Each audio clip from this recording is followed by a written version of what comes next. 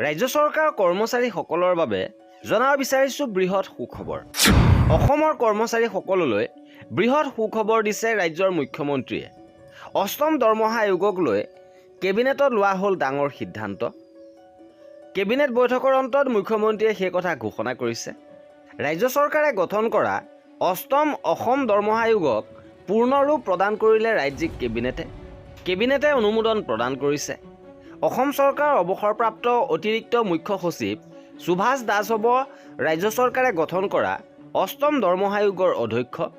ইপিনে গুৱাহাটী বিশ্ববিদ্যালয়ৰ অধ্যাপক ৰাতুল মহন্ত হ'ব অষ্টম অসম দৰমহা আয়োগৰ সদস্য।